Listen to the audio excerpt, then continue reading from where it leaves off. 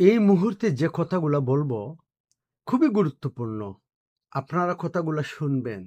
হয়তো কাজে আসতে পারে। তা কখনো ভাববেন না যে হয়তো আমি আতঙ্ক সৃষ্টি করতেছি। না, কোনো আতঙ্ক নয়। সম্ভাবনা হতে পারে।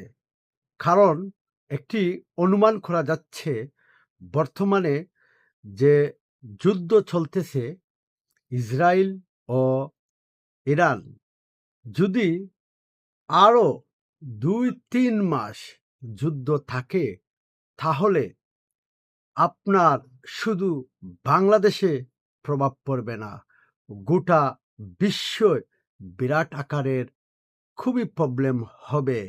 তার মধ্যে আমরা এই যে বাংলাদেশ ছোট্ট একটি দেশ, গরিব রাষ্ট্র, আমরা কতটুকু কষ্টে পড়তে পারি তা আপনারা একটু চিন্তা করবেন। এই যে বিষয়ে এই সমস্ত যদি বিরাট আকারের প্রবলেম আসে, কখনো তা আপনারা ভাববেন না যে হয়তো সরকারের নিয়ন্ত্রণে থাকতে পারত। না, এই সমস্ত যে কোনো সরকার থাকুক, এই সরকারে কখনো নিয়ন্ত্রণ করতে পারবে না। তাই আপনি আপনারটা নিজে নিয়ন্ত্রণ করতে হবে এবং আপনি এখন থেকে কোনো অপচয় করবেন না। আপনার অর্থ আপনার পকেটে রাখবেন, কারণ ভবিষ্যতে কাজে আসতে পারে। এবং আমরা এমন এক বাংলাদেশি জাতি, আমরা যদি বড় কোনো ধরনের সম্মুখীন হতে হয় এই প্রবলেমের, আমরা কতটুকু সহ্য করতে পারবো? হ্যাঁ, পারবো। আমাদের মনের মধ্যে খুবই শক্তি আছে এবং বিশ্বাস।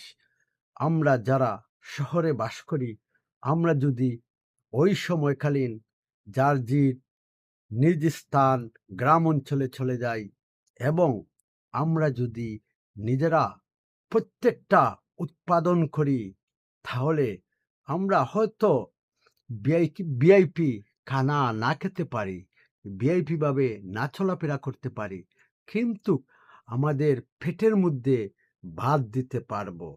তাই আপনারা আপনাদের পরিবারকে কিভাবে আপনি সুরক্ষিত রাখবেন তা আপনার চিন্তা এখন থেকে রাখবেন।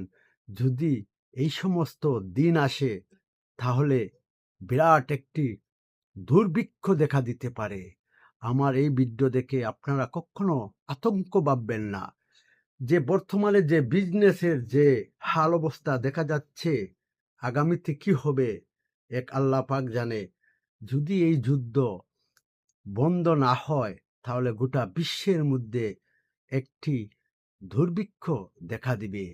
শুধু আমাদের বাংলাদেশে নয়, এইটি কোনো গভর্নমেন্টে এই সুরক্ষিত দেওয়া সম্ভব হবে না। তাই নিজেরা নিজেরটাই সুরক্ষিত রাখতে হবে। যদি আমার এই ভিডিও ভালো লাগে, বেশি বেশি করে শেয়ার করবেন।